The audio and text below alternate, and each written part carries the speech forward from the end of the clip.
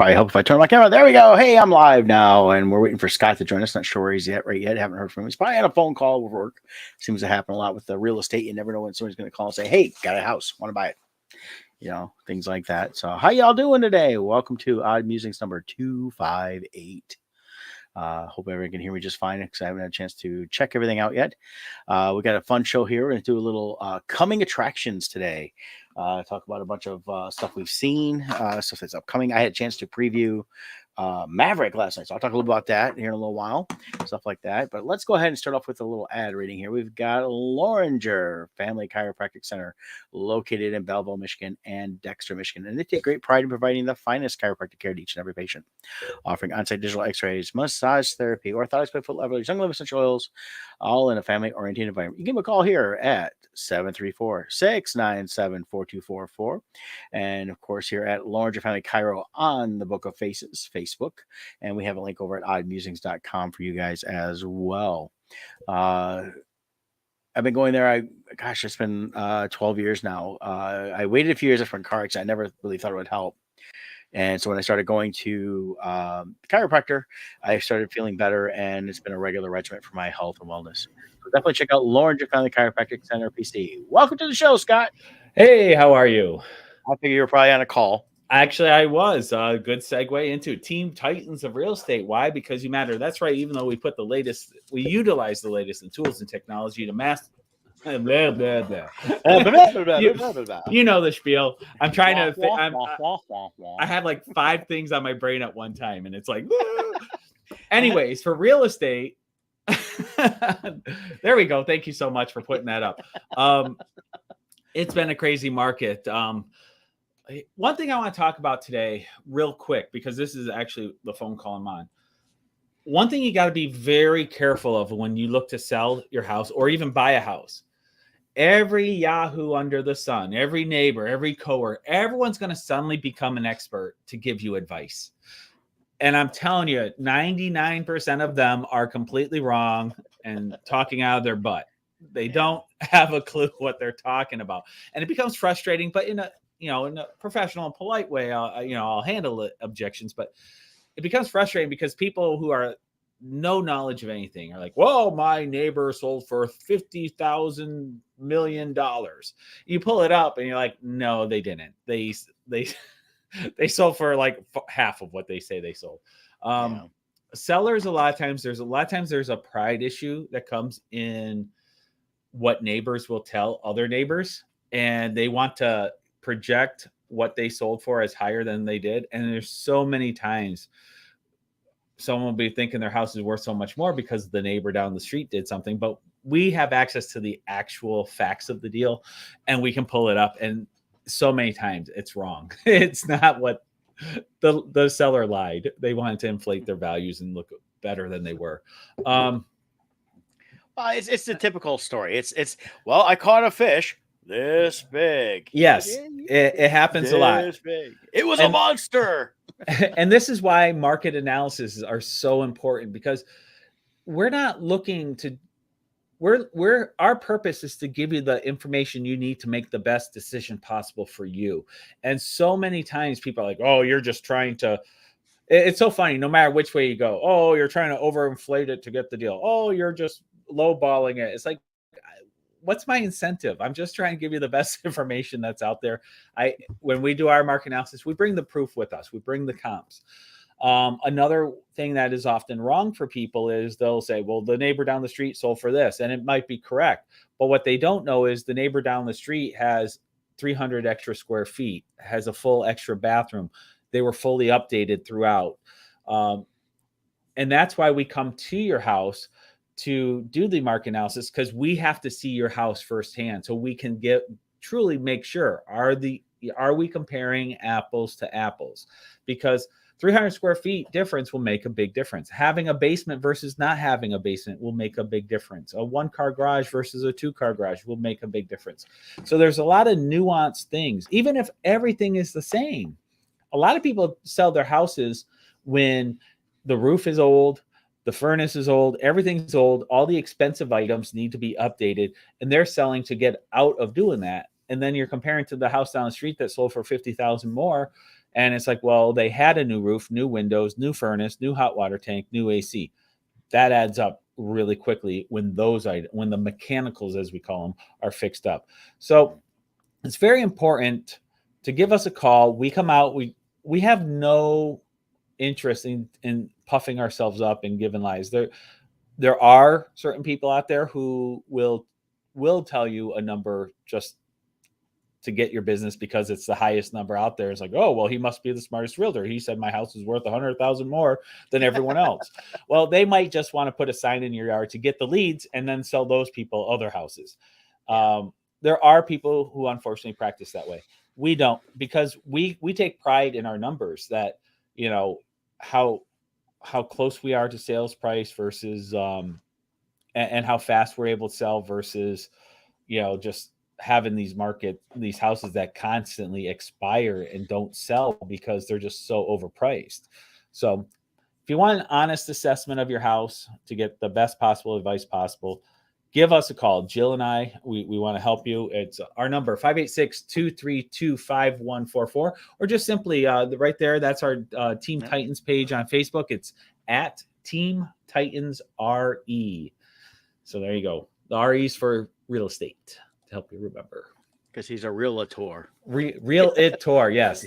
There's no I or A in. I'm trying to think of what I saw the other day. It wasn't the Santa Clarita Diet, but someone else did that in another show or movie.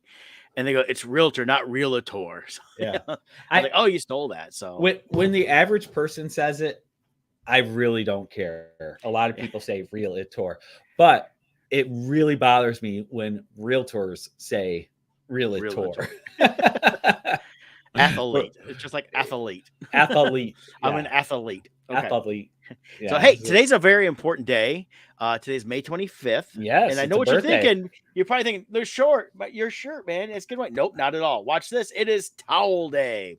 Oh. That's right. Douglas Adams' birthday. Hitchhiker's Guide to the Galaxy. It's the International Towel Day. So grab your towels. I thought you were going to announce a certain birthday today. Yeah. Whose birthday is today? Star Wars. Oh, yeah, it's Star Wars, but it's Towel Day. Now, of course, Hitchhiker's Guide to the Galaxy came out after Star Wars, but it is actually Douglas Adams' birthday. So they celebrate his birthday. Unfortunately, he passed away several years ago.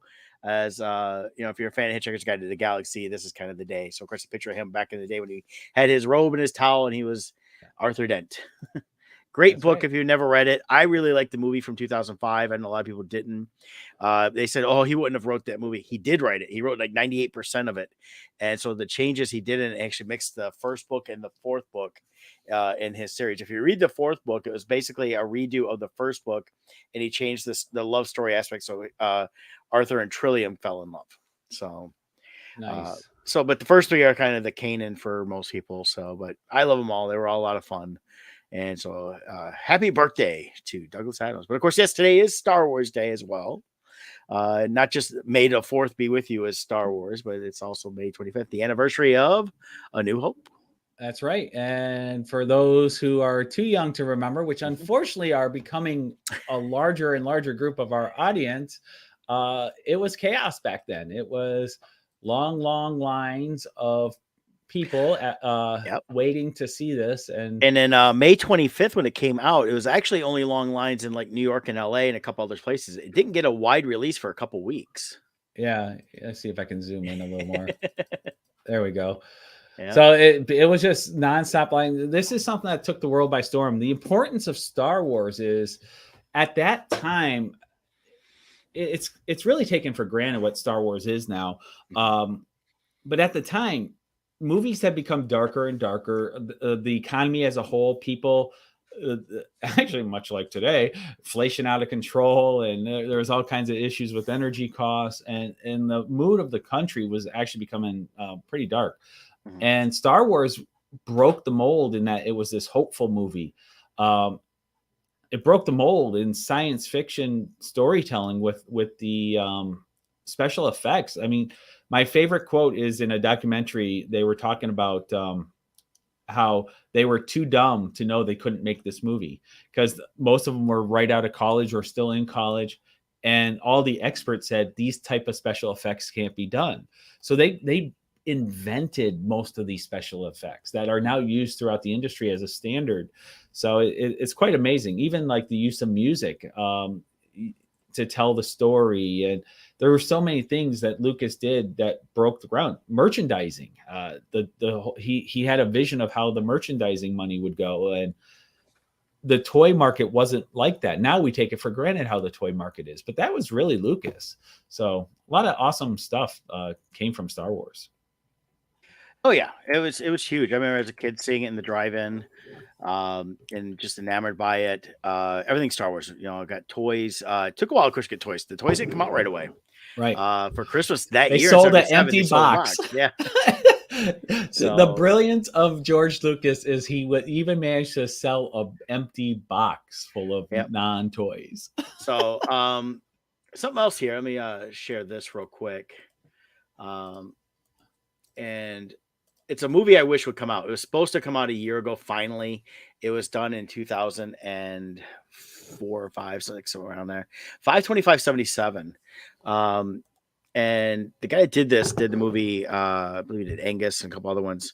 And did this movie as a personal project because he was a huge Star Wars fan, and ran into some conflict. It's been seen at a few times at festivals. The one time it was here in Ann Arbor, of course, I was at a convention in another state, so I couldn't see it. I'm still bummed I never got a chance to see it. But it's called 5/25/77, and it actually, the premise is the main character, the school is he goes to high school, whatever. It's all the stuff. You got the jocks, you got the burnouts, you got all the typical stuff. He saw Star Wars as a way of uniting everybody. Mm-hmm. And in a lot of ways, it's what it's done. I think it's done it more in the last 20 years as people have gotten into different groups and cons and things like that. So, but it's something I wish would come out. But yeah, definitely Star Wars has been a cultural phenomenon like no other. Even the haters still watch it all the time. Yeah. Well, even George Lucas was actually the founder of Pixar, and then he sold it off, and then it became much more. But he had a vision of that. THX sound. Yeah. The surround sound was from him. The promotion, he didn't create them, but all the digital projectors, he used the power of the prequels to say, hey, movie theaters, you can't show my movie unless you upgrade to digital projectors. So, and that created the big push needed for that. So, I mean, there's so many, how many video game systems are launched off of a Star Wars video game, release? It's so amazing. Yeah. Now, Michelle here mentioned Jaws really got the swag selling. Hey, but Jaws actually does have a lot of swag. I just saw Universal Orlando, which no longer has the Jaws ride. They have it over in Hollywood, has a new tribute store, and they're actually going to be honoring the rides that are no longer at Universal, and one that is ET is still there. And they've got a lot of new cool Jaws stuff, though. So, Michelle, if you want some cool Jaws stuff, maybe we should all go down and hang out at Universal Orlando and check out the tribute store while it's still going on. Because I saw they had those backpacks, Loungefly. They're always coming out with new ones. They're all limited editions. And that they have a new one with the Jaws, and it's got the thing coming up with the mouth and that. I don't know how much. They're usually $100. So yeah, so that's cool. Nice. So there's so much to update this week. So we have an update on our Kickstarter. Only 6 days to go. This is a quick Kickstarter, so we need people to pay attention here. I've gotten the comments here. I'm posting now the link. We are $357 away from hitting our minimum goal. Only 6 days to go. We should hit it. It's these type of things, like novels, seem to go a little slower than comic books. So, but what I want to point out is in this one here, there are direct tie-ins to the Crimson Universe. The prologue and epilogue of the book reveals more of our big villains' plan and their novel by Robert Louis Stevenson, and it's really an interesting read. If you only know Jekyll and Hyde through pop culture, you're not going to know this story. It's going to be a surprise. So it's a very cool story. That period of time in the 1800s, these books that kept coming out, like Mary Shelley's Frankenstein and stuff, they're very intriguing. And so much of, just like Star Wars is so influential to science fiction storytelling, these were like the original horror stories that so much of our modern day horror is based upon. So, go back to the roots, get the book. You can read the originals, and just want to let you know, also available will be our Crimson Shadows books. Issues 1 through 3 are available through here. Our Frankenstein books are available through here, as well as our other Bardstone products. So if you haven't joined in the fun, get in on it. It's a good time. We have a great return rate for our past customers too. So the great thing is we get an amazing return rate, and we have these loyal fans. The bad part is they already own everything, so they can't get the big packages because they already own them all. So that's the double-edged sword. So we got to get fresh blood into the pipeline to really get those other sales boosting and really drive this forward. Excellent. Yeah, we got until next Tuesday, right? So Tuesday. Yep. Tuesday evening. Yep. I might not be able to do a live stream at the very end, so I'll just do one earlier in the day. It's okay if it's not at the last hour. But 6 days to go. It'll be 8 p.m. Tuesday, I think it is, when it ends. Fantastic. Good stuff. All right. So I did I mentioned so today's Mavericks, episode we're gonna be talking about. Yeah, that's what I was just gonna segue to. Yeah, you've got a big delay on your end, Scott. I think we have a lag. Yeah. Yep. They have a training class going, so I think our Wi-Fi is being taxed. So go and talk about Maverick. You got the early edition view. All right. Let me pull up this screen here and that. So you got a chance to see Maverick. So yes, Scott told me yesterday they were doing some early screening last night at the Imagine Theaters, a bunch of them. I hadn't heard about it because I hadn't been paying attention to it, and I was off on which week this even came out. But I went and saw it last night. It was a 7 p.m. show. It was they had a preview of the new Mission Impossible Part 1 coming out. They're doing 2 Mission Impossibles. The first part comes out next year, June, and they'll be the final Mission Impossible movies for Tom Cruise. In a lot of ways, he still looks good. He still is active, but I think he's starting to wind down some of his these action movies and things like that. Similar to like Stallone had been doing, but I think he's doing it earlier than later. Didn't want to be like 70 doing Mission Impossible.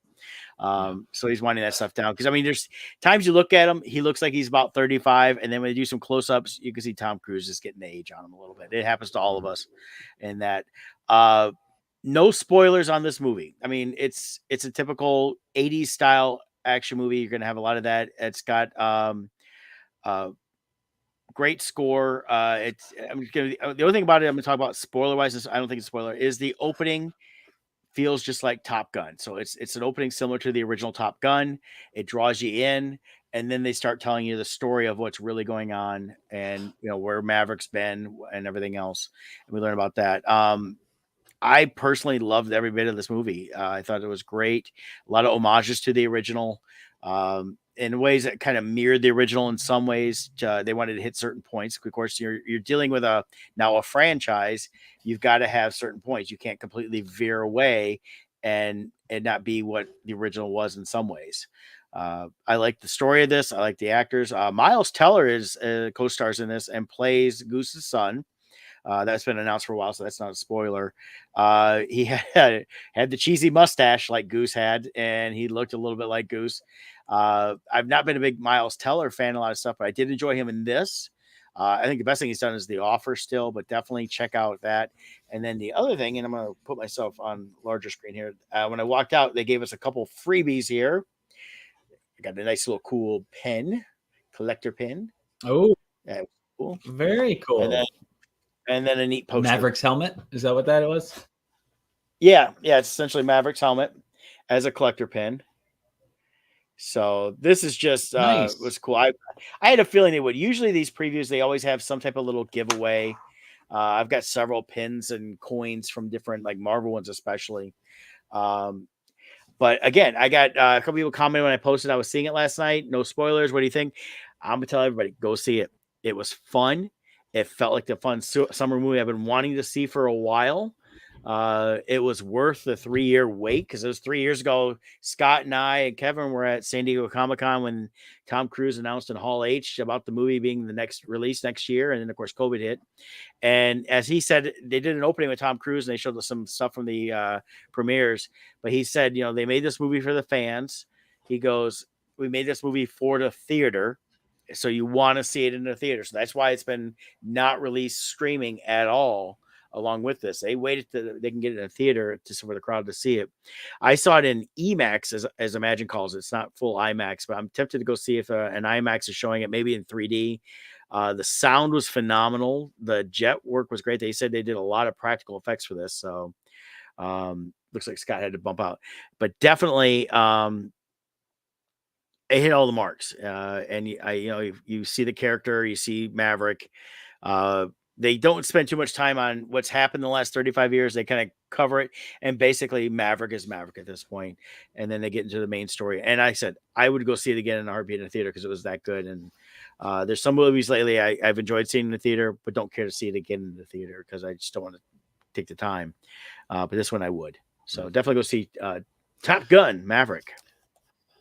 Yeah, every single review I have heard is along the lines of what you're saying. Everyone's loving it. Mm-hmm. Yeah, and like I said, it was well worth seeing. And I know I messaged Kevin and mentioned how great it was, and he said him and the kids are going to go see it on Sunday in IMAX. So definitely, it sounds like IMAX may be the way to go.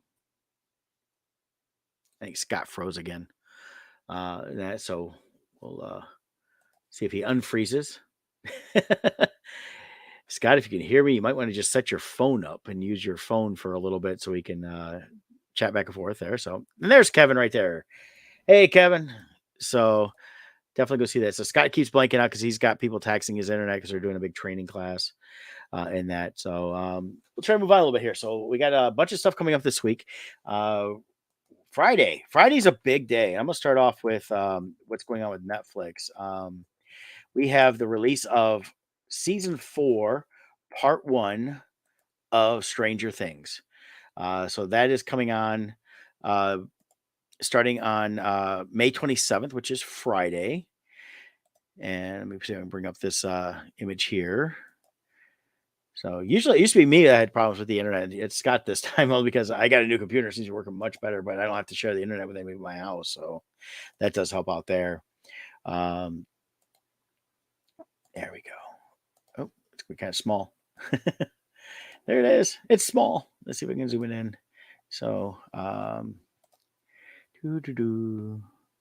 guess not. So, oh, there it goes. Yeah.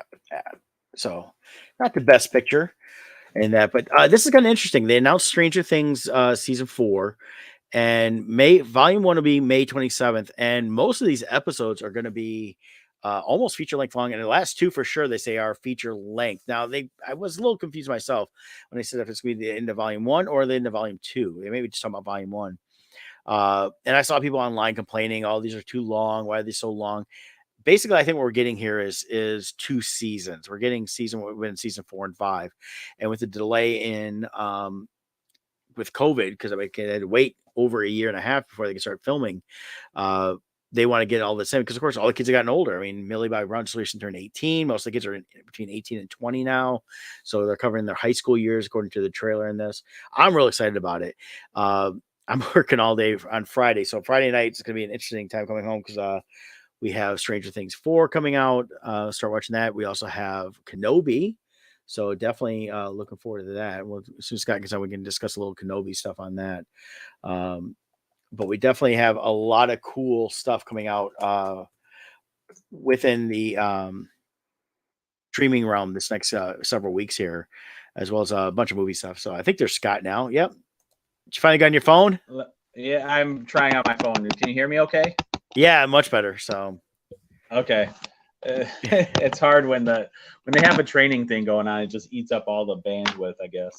They should know better than to have anything going on between 9 and 12 on Wednesdays. Ooh, it's Scott's finger. There we go.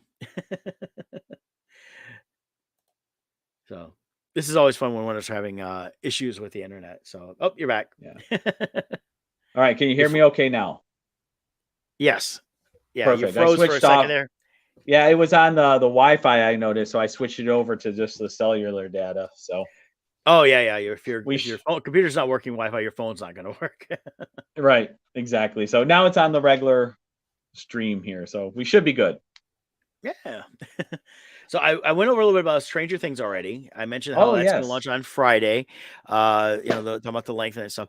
I'm really excited for it. I mean, I was saying also we've got two big things going on Friday for streaming. We've got Stranger Things 4 and then Kenobi launches.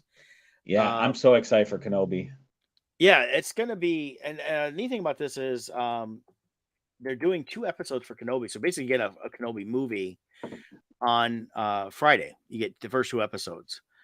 Right. Um, that right there is something I was a little surprised at first, and I'm kind of bummed they didn't do it today, and not because I'm off today and I had plenty of time. That was part of it, um, but I I was actually looking forward to being able to kind of give a little non-spoiler review today too.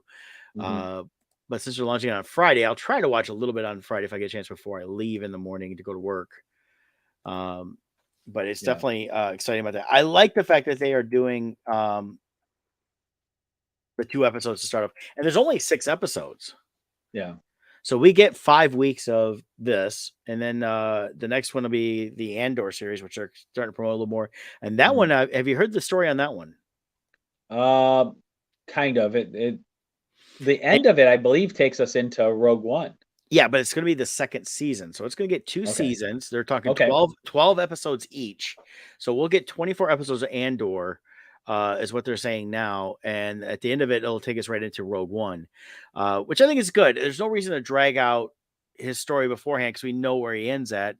Right. This gives us some great information on everything going forward. And I think from there, they'll be able to do any other spin-off stuff if they want to continue to stay in the post Revenge of the Six, pre New Hope era, Right. in that. So, and that's where we're at with Obi-Wan Kenobi, is we're going to see that. And Ewan's been posting he would love to do a second season, but he's Yeah. not signed to it. They've not greenlit it. Yeah. We know that he doesn't die at the end of this because it takes place before New Hope. Well, we also have, it sounds like Vader is going to have a big role in this, Hmm. which I'm very looking forward to. One thing I read is at the start of the Kenobi series, Obi-Wan thinks Anakin is dead. He does not know Vader is Anakin. So that's what I read. I don't know if that's going to be true or not. Okay. But so the opening premise is Anakin's dead. Kind of like Ahsoka in the cartoons. At first she doesn't realize it's Anakin. She first encounters Vader, but through the Force, she senses a familiar presence. And then over time, she comes to understand it's Anakin. So I Yeah. have a feeling they'll do something similar with Obi-Wan. Okay. I think it'd be a great way to go because I think for the most part he left him for dead on Right. Mustafar. And so He when he didn't take the left, kill shot. now again, we've been saying that for years now in this show. For over 5 years, we've been talking about you got to take the kill shot. Yep. That's where y'all got to watch Zombieland, the first one. Rule number 2: double tap. That's right. You got to double tap. Yep. So, but and the rumors too about the Star Wars. Again, a lot of this, there's tons of rumors all the time. Is that they're going to do a Vader series next with Hayden Christensen, which would be interesting to see what they do on that. And that of course would take it away from any of the movie stuff completely, just because it's after Kenobi during this time here. It was Vader was hunting down other Jedi as well as helping to run the Well, Empire with the Emperor. So the other thing is with the Vader series, you can get a really good emotional storyline in that, you have Vader's love of Padme. Padme died. mhm. What is the Emperor's role in setting up Anakin for this fall and his role in responsibility in Padme's death? Plus, you have the rule of two. The apprentice is always plotting to destroy the master so that he can take over.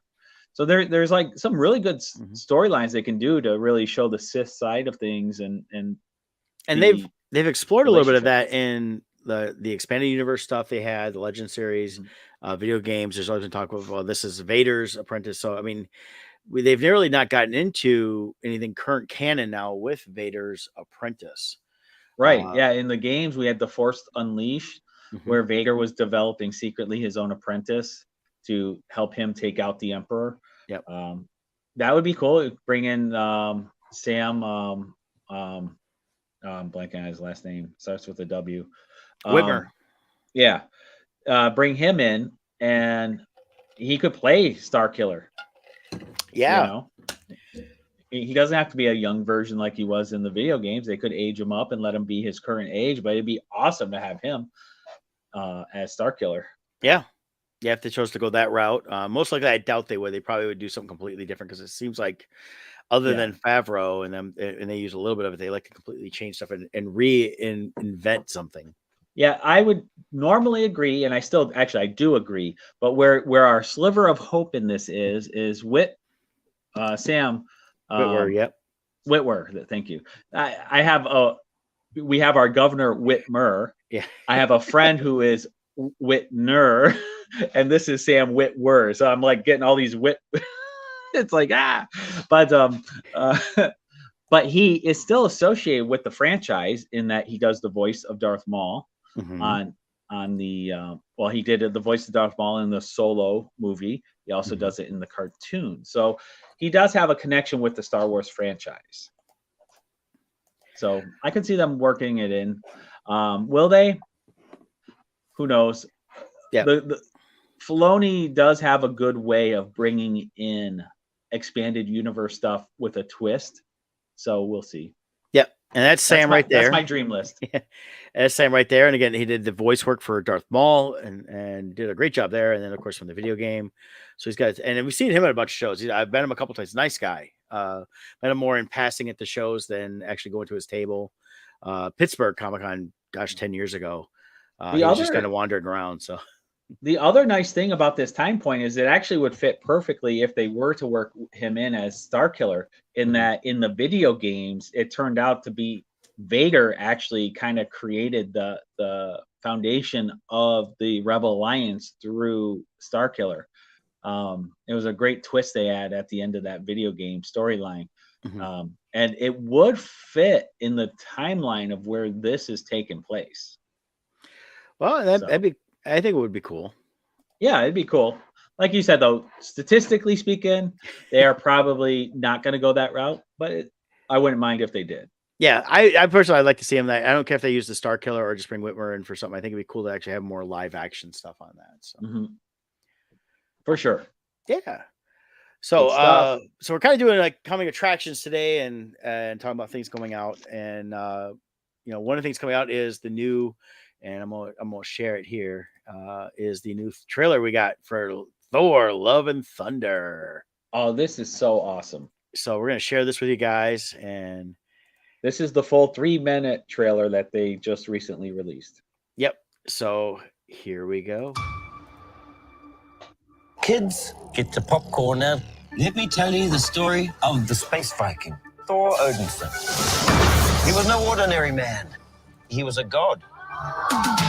After saving planet Earth for the 500th time, Thor set off on a new journey. Well, he got in shape. He went from dad bod to god bod. And after all that, he reclaimed his title as the one and only Thor. Oh, spoke too soon. Jane? Jane? The old ex-girlfriend. What's it been, like 3-4 years? 8 years, 7 months and 6 days, give or take. Am I sensing feelings? Well, you're right. The only ones who gods care about is themselves. So this is my vow. All gods will die.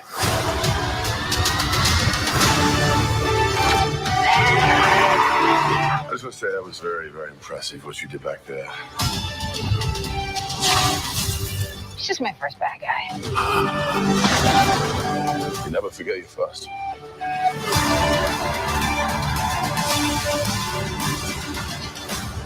I love this part coming up. Unlike the other gods of kill. still have something worth fighting for.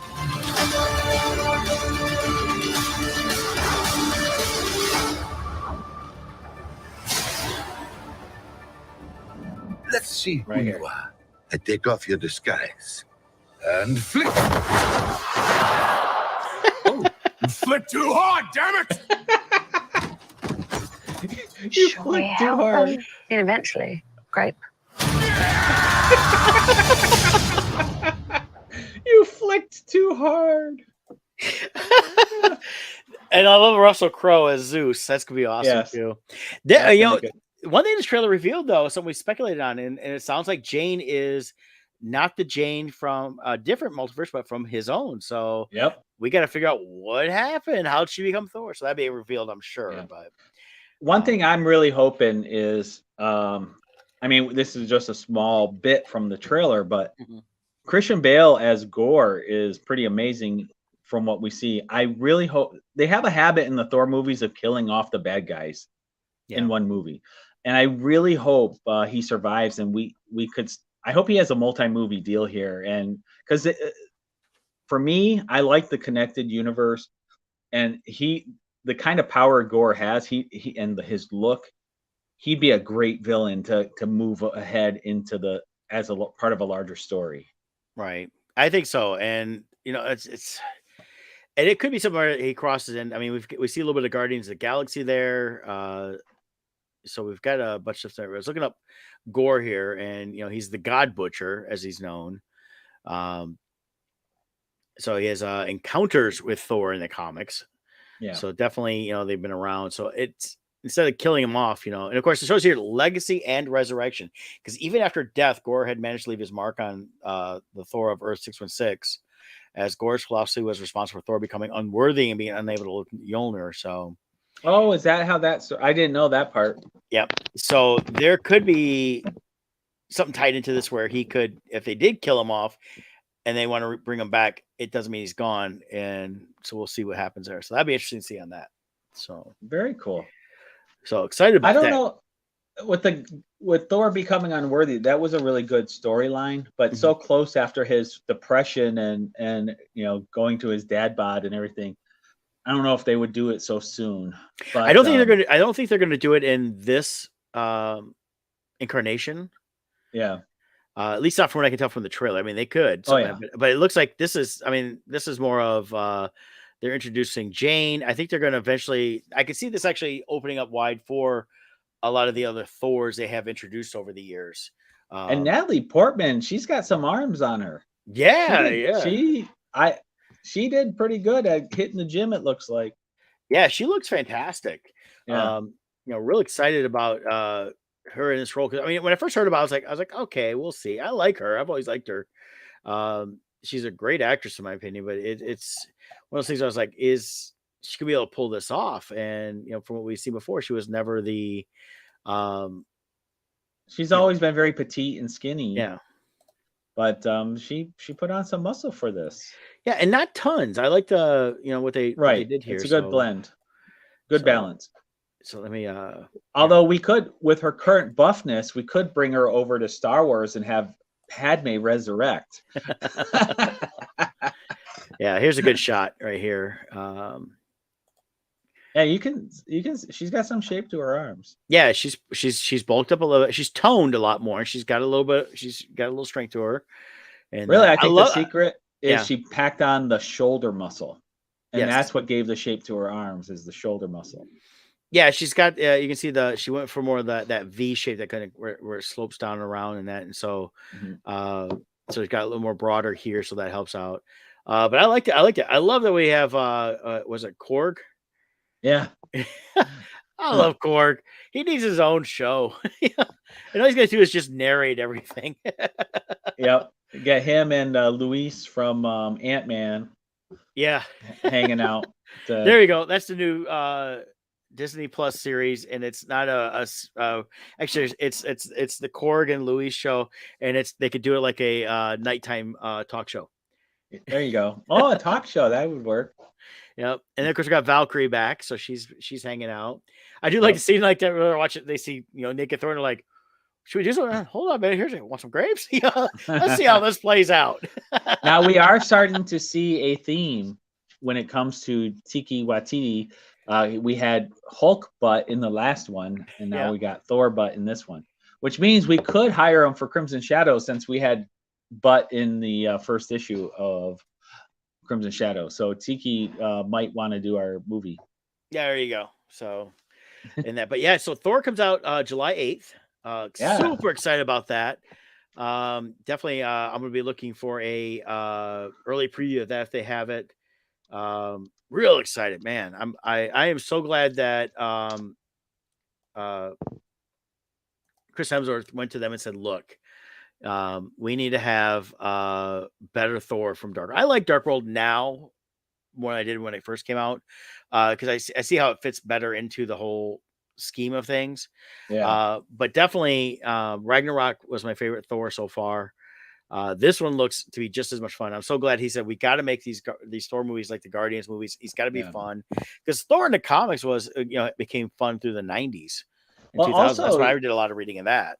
Yeah, because he was ready to drop out of Marvel at that point, and once they did Thor 3 and they conceded to him so he would stay, it really changed. They found his voice. Yeah, that's really what it is. And Chris Hemsworth gets to really just be himself, which everyone loves. So I'm looking forward to it. Yeah. In the short run here, we've got right around the corner. It looks like, let's see. So this weekend is Top Gun. Right. And then June 10th, we have Jurassic World Dominion coming out. Yeah. And, the Jurassic World, the second one there, the first half was great. I loved it. Yeah. They lost me in the second half. It just this whole story of doing this stuff to save his granddaughter and stuff like that. Didn't really care. And then the dinosaurs get released in the world. Now I'm actually excited about it.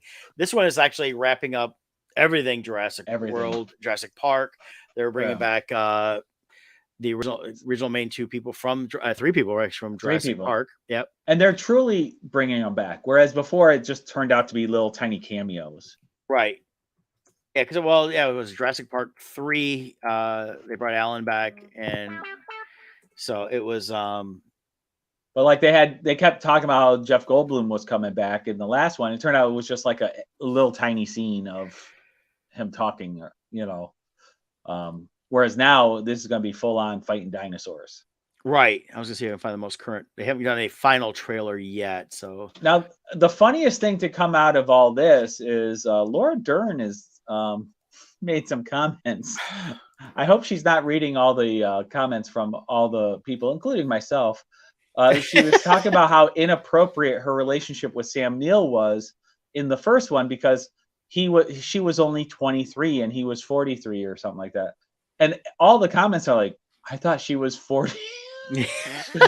She looks like she's in her mid 40s. She's always looked older. Yeah. When she was younger there. She looks about the same now. She hasn't really changed. Right. Right. Well, I remember thinking when she was in Last Jedi, because I always thought she was in her mid 40s in the first Jurassic Park. Yeah. So when she was in Last Jedi, I thought she looks good for 70. Now I know she just looks age appropriate for 55. I never paid attention to her actual age, but I thought she was older back then because I never thought about it. But yeah, she does not look 23. I saw the whole thing with the inappropriate. I think that's ridiculous because first of all, she was a brilliant. They had her as a brilliant character. She wasn't, fawning over him the whole time. She wasn't like, oh my God, I love you, and I'm only here because I love you, and I'm 23. No, she was, a brilliant. Scientist in her own right, and someone if the character herself she was playing was 23 and he was 43, and she had that much knowledge, that much real world experience up to that point, of course she would gravitate to somebody older because she'd want somebody on that mature level she would be at. She wasn't a 23 mature level, she was an older mature level. Right. Plus, correct me if I'm wrong, but if I remember correctly, wasn't she his student? I believe so. Let me. Yeah, so there should be. I mean, usually a student is younger than the teacher, so and I think that's hard. I thought that at this point they were kind of colleagues. Yeah, right. But I think she was his former student. Yeah, and that's how they first met. I thought, unless that's how it is in the book. You know, it's been so long since I read the book. I remember always Right. enjoying the movie, but the book I thought would have been much better. They kind of lightened the tone a little bit, took away some things to not be Right. as overbearing and stuff like that. But Yeah. so let's see here. I'm pulling up the wiki real quick just to kind of see if they give any quick insight into that. Um, lot of crap. So I problem with Crap. wiki. all It's crap. crap. It's all crap. If it's not Scottish, it's crap. Yeah. So But yeah, I was looking to see if they gave any insight into the characters. so they're Really saying this one's don't. 146 minutes, so almost Okay. 2.5 hours. So that's good. We'll see how it is. Jurassic Park tends, even the original Jurassic Park, when the dinosaurs came to the city, it loses something for some reason. It just isn't the same. But this is an interesting thing where the dinosaurs have been living amongst humans now for a little bit, and Well, here, let's personally, if dinosaurs were walking around, I wouldn't just be outside gardening. So, yeah. like some of the scenes are like, would you really be doing that? Well, I got the trailer, so let's watch the trailer on this one too. Oh, yes. So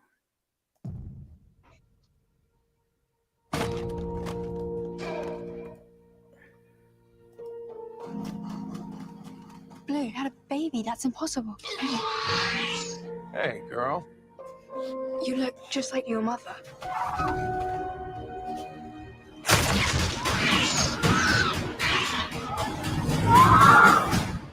I promise you, I am gonna get her back.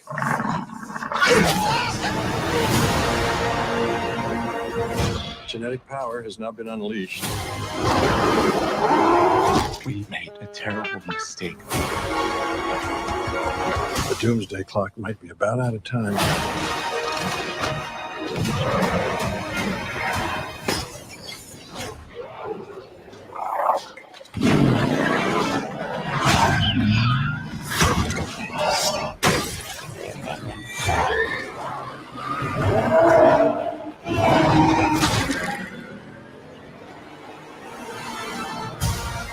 If our world's gonna survive, what matters is what we do now. I can use your expertise. You coming or what? A baby raptor? I made a promise we would bring her home. You made a promise to a dinosaur. Yeah. What? Everybody hold on to somebody.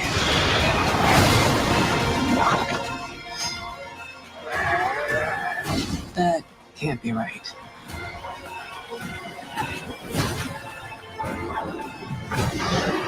What is that? Biggest carnivore the world has ever seen. Run! See? Not so bad.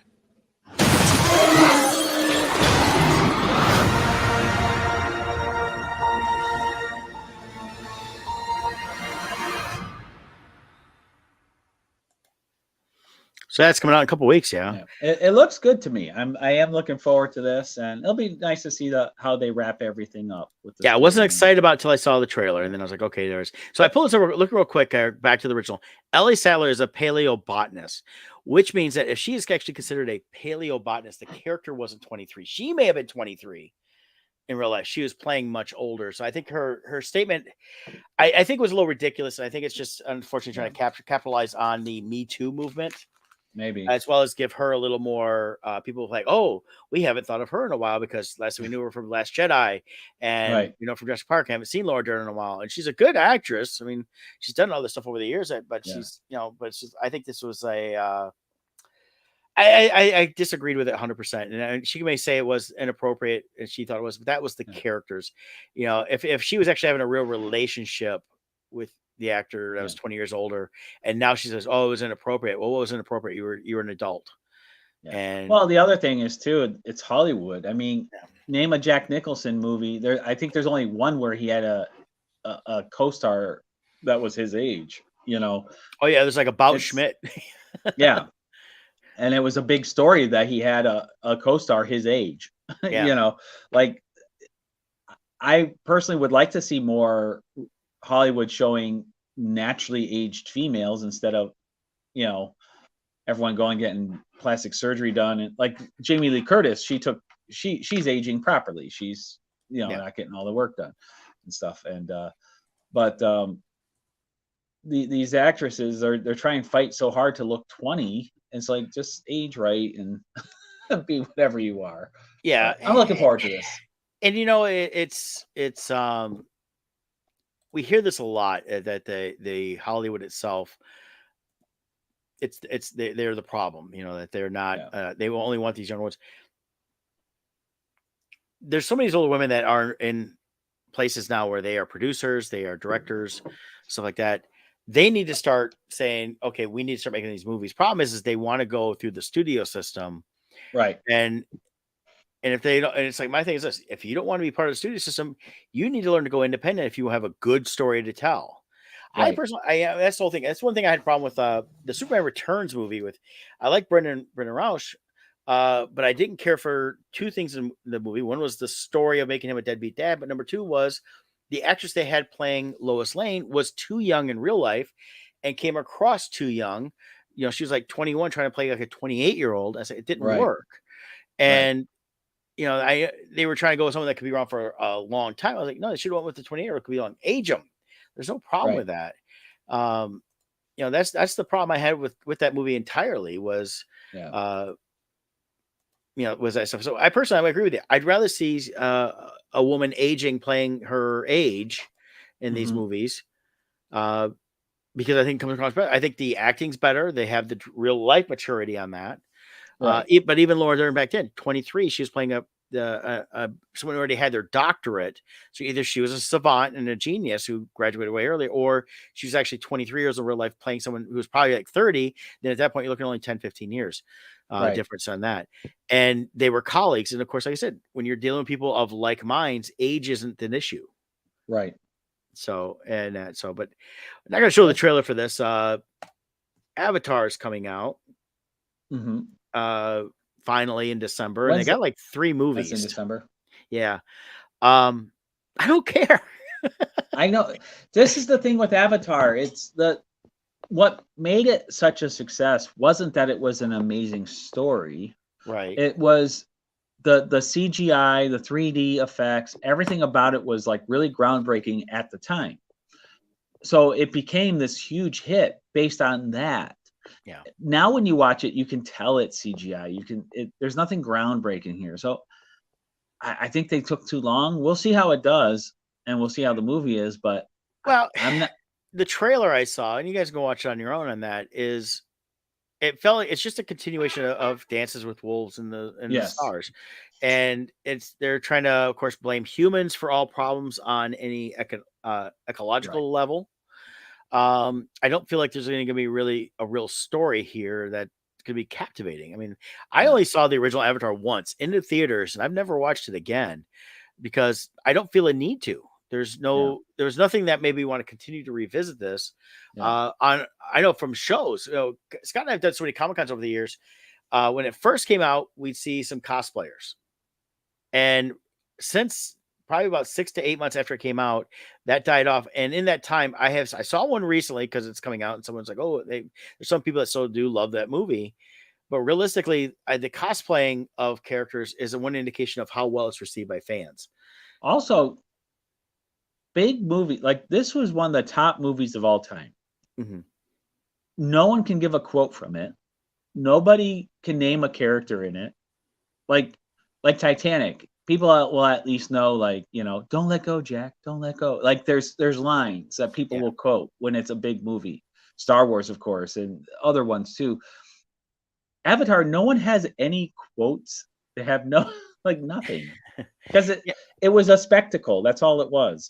Now, at the time, it was top of the line CGI. Now, video games have CGI as good as this. Yeah. And that's the thing. And it came out in 2009. So now we're looking at 13 years since the original one. And I'll be honest with you, the trailer, it didn't blow me away visually because we see all that now. And the stuff that, and the stuff that Cameron did visually was great, but it wasn't that far ahead of everything else.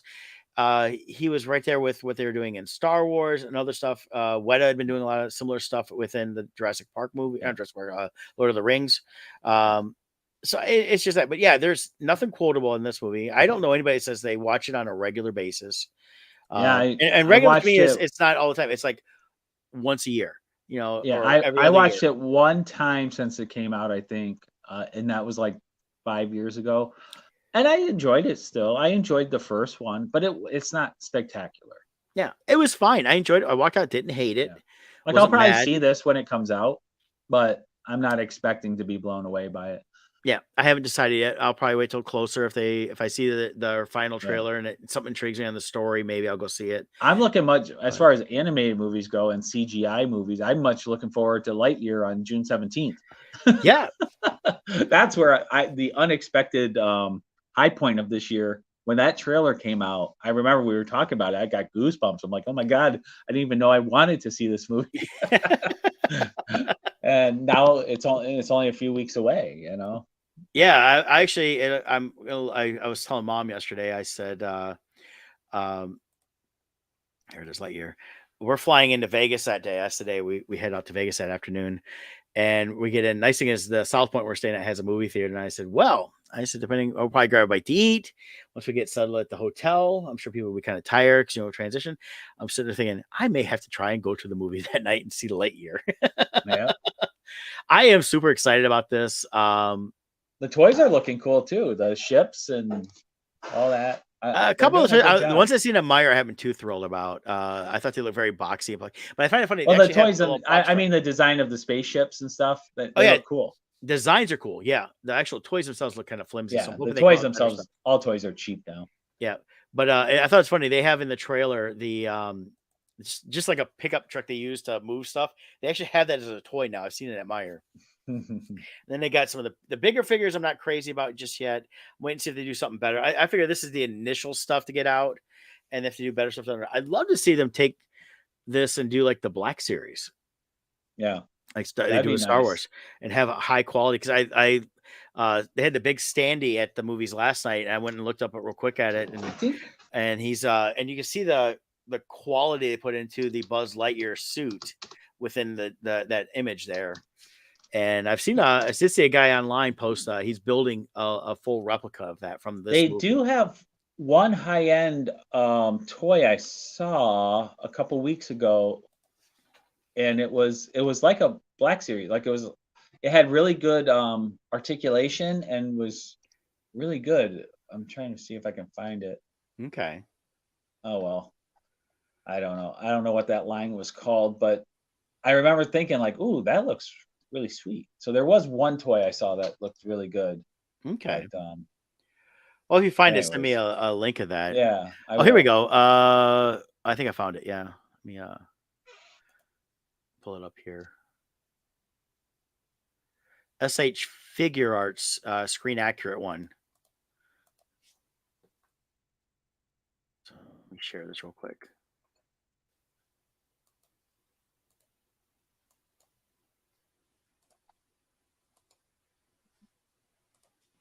Is this the one you were looking at?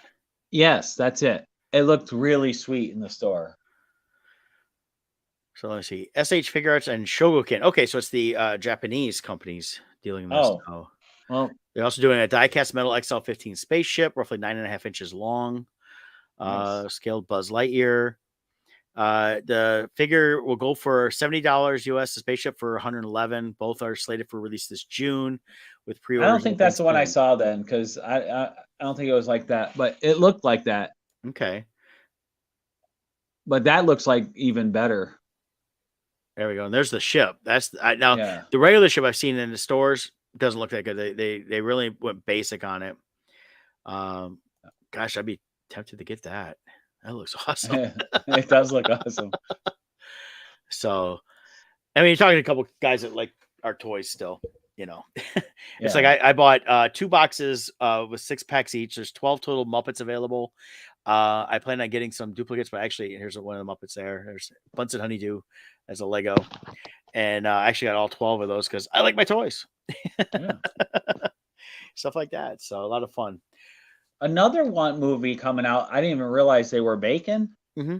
I can't remember if I talked to you about it or someone else, but in August they're coming out with Guns 3. It's the Young Guns series Yeah, I with think we Emilio mentioned it. Estevez. Yeah, we mentioned that the other week, and Yeah, that comes out in August. yeah, So that'll be cool. that's gonna be interesting because they it's called Guns 3, alias Billy the Kid. It's got Christian Slater, Emilio Estevez, Lou Diamond Phillips. So they're bringing everybody back. Yeah. So the plot has been kept under wraps. So there's not a trailer yet. Lou Diamond Phillips looks like he did an interview, but he probably didn't reveal anything last year. So as soon as there's a trailer, definitely we'll have to talk about that here on the show. But yeah, it was like a year ago they got the call. And the thing is that Emilio Estevez doesn't do much anymore. He'd kind of retired from acting, so he must have. So this was something he wanted I to think do. he does a lot behind the scenes, though. I think. Yeah, he's been directing, and it is directed by Emilio Estevez, and writers are Emilio Estevez and then John Fusco. So John Fusco, let's see here, what did he do? Well, he did the original Young Guns, so he's credited for that. Okay. Hidalgo, Highwayman, so he's a good writer all the way around. So recently he did a bunch of the Spirit movies about the horse. Did the Highwaymen that came out a few years ago. Wrote the screenplay for Crouching Tiger, Hidden Dragon, Sword of Destiny. Oh, interesting. So, okay. I like the Young Guns movies. So this will be interesting to see because, supposedly the second Young Guns wrapped everything up. He told his story until he's done. So Right. I'm curious to see what they do here. So of course, there's always been the legend that Billy the Kid didn't actually die, that he did live to be a ripe old age. Right. The only other two movies I'm going to quickly highlight, and then I'll mention something else. I didn't realize this. In October, the final Michael Myers movie, Halloween Ends, it's called. It's the spine-chilling climax and final installment of the franchise. Yes, this is Jamie Lee Curtis again, and they are wrapping up the final. This is going to wrap up everything with that. So it's until they reboot it again down the road. And then the other one is Black Adam comes out in October. So there's some cool stuff. Yeah, I'm looking forward to Black Adam. I think that'll be fun. And then of course in December, we get the new Shazam movie too. Oh, so we've got Black Adam and a Shazam movie this year. Which they, as characters, they kind of tie together there. They work off the same power source, is my understanding. Well, yeah, they should eventually meet up. So if they don't meet up, I'm wondering if, because supposedly they keep saying, oh no, it's the Black Adam movie, it's a different Shazam movie. So if Black Adam, I think if he makes an appearance in the Shazam movie, they're probably going to have it towards the end to set up the next, Shazam versus Black Adam. Yeah. And that would be the next incarnation for that. So should be good. Looking forward to that because I like the first Shazam. Yeah. So cool. But yeah, I'm sure there's some other stuff coming out that we'll highlight down the road, but that's been some of the key stuff for us. I want to give two quick reviews before we go off. It'll be really fast. First of all, Love, Death, and Robots is on Netflix season 3. My review is animation-wise, it's really cool. Great job. There's 9 episodes, I believe. Each episode, it's an anthology series. Each episode is a standalone story. One thing that I've noticed though is in previous seasons, like every story, a lot of the stories are very like smartly written. They have really cool twists and stuff. I feel like this season, only a handful of them are written that way. The vast majority of them, I just feel like it was just how gory can we make it, and it's just massive death. And but there were a couple where it really sparked your thinking, which was really good. All of them had spectacular animation. I do feel like overall, though, previous seasons had a really wide range of styles for animation. I feel like this one, they went really heavy on CGI, which I personally am a huge fan of. But I just feel like it was, they didn't have the range of styles they did before. I do wonder if this will be the last season of it, since Netflix has taken a huge cut in their animation department there. So I don't know if we'll be seeing any more of this or not, but it's still a very fun season to watch. The best one for me, I'm trying to pull it up so I have the titles because I forget the title of it. You got what was it called? There was one called Mason's Rats. That one was a funny one. This farmer is battling rats who have taken over his garage or his barn. That one was a fun one. Very blood filled. Never thought rats would bleed so much. Yeah. But what was the one called? It was on a ship. Release the Thanapod. Oh, it's called Bad Traveling. That's it. That one was amazing. I really liked that one. It was a bunch of sailors with this giant sea creature that comes on board. And then one called Jabaro was very interesting. It's a siren story. Sirens would lure people to their deaths into the water. But one of the soldiers is deaf, so the siren doesn't affect him.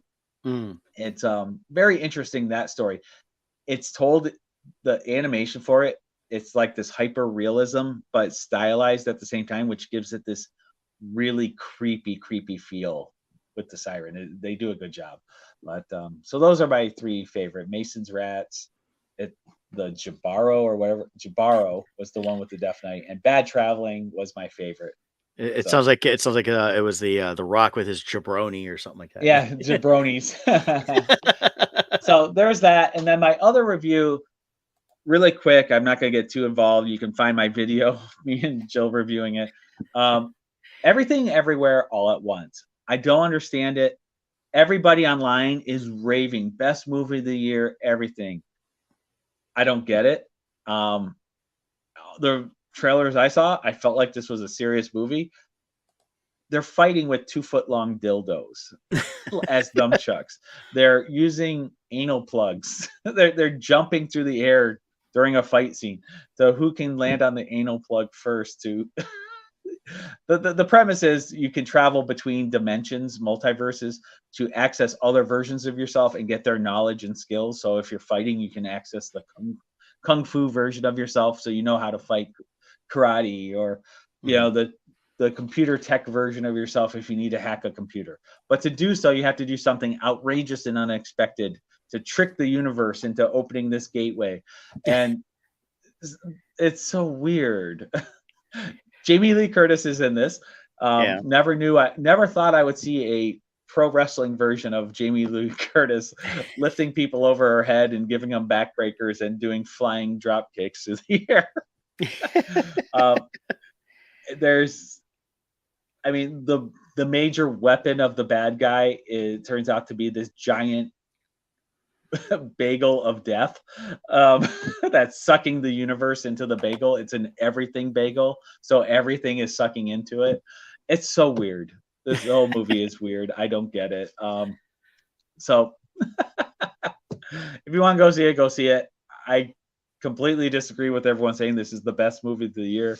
But be warned, it's definitely not the serious movie you're thinking when you see the trailer. Well, cool. And then next week I'll cover. I haven't had a chance to watch yet. I picked up. I know Kevin saw it and loved it, but I picked up Studio 666 with the Foo Fighters. Yeah, I want to see that one. So I've been wanting to see it, so I definitely picked that up. Oh, I did watch. Real quick, I watched Licorice Pizza. I've been wanting to see this one. I like weird movies. What is that movie even about? I couldn't tell from the trailers. That's the problem. I couldn't figure out either. So I was like, okay, so it's was it Paul Wes Anderson or whatever? Yeah, Paul Thomas Anderson. Who, by the way, his dad was Ghoulardi, which is the precursor to the Ghoul that we used to see here in Detroit. So he has Ghoulardi films. He does weird films, and definitely this is a little bit of a weird film. The premise is you've got the main character here, and I didn't find out till I Googled him. That is Philip Seymour Hoffman's son in real life. He unfortunately killed himself several years ago. Yeah. And this is his first movie. And he's a child actor in the 70s who is also likes to have businesses. And he meets this girl, and she works for the photographer that's taking the school photos. So he, of course, likes her, talks to her. He basically invites her out to dinner at this restaurant because he's got clout, because everybody knows who he is because he's a little actor and, stuff like that. It's nothing real, but they have like a version of like Lucille Ball at one point and a few other stuff. It's it's a weird movie. And Yeah. at no time do they mention licorice pizza at all. It's just the name of the title. Set during the 70s. It was an interesting look at that era from his perspective. He grew up reading about it. He grew up in that era in Hollywood because his dad was already out there working in somewhere in the industry. And so Paul Thomas Anderson was like kind of like supposed to be, inspired by stuff in his childhood. So if it's streaming, watch it for free. I picked it up because I had wanted to see it because again, I like a lot of these weird movies. Will I watch it again? Maybe. I got it pretty good price and I use coupons too, so I helped. But I would have spent that much. To me, it's one of those movies where I would have spent that much at the theater if I'd gone to see it. So I don't feel like I lost any money. And then if someone says, they want to watch it, I can share it with them to watch it now because I have the physical version of it. So definitely, if you like weird movies, check that out. It wasn't bad. The acting was good. It's just the fact that, here's a good tie into Laura Dern. The actress, she's one of three sisters. They're actually all in the movie. They're the band Haim, Haim, and I'm not familiar with them. But the actress is she's 30 in real life, playing a 25-year-old. The kid is playing 15, going on 16. In real life, was probably 17 or 18 when they shot it. And it's a love story. So there's a little age thing. So anybody wants to talk about inappropriate, kind of borders on that. Right. So, and then one of these upcoming weeks, we'll have to talk Strange New Worlds. That's been really excellent. I've been loving this new Star Trek series. I think we should do that next week because, we will have, by the show airs next week, we'll have 3 episodes out of Kenobi. We'll talk a little Kenobi next week, get into the first episode or 2 since it'll been out for several days. And then, so we'll split that up between that and Strange New Worlds because Strange New Worlds is fantastic. So we'll get into that more next week. Yeah, it's truly old school Star Trek storytelling. Yes, definitely. So we kind of gone over again, which is no big deal because we don't have to pay studio time anymore. So, hey, we'll see you guys next week. Have a safe, happy Memorial holiday. That's right. And take care.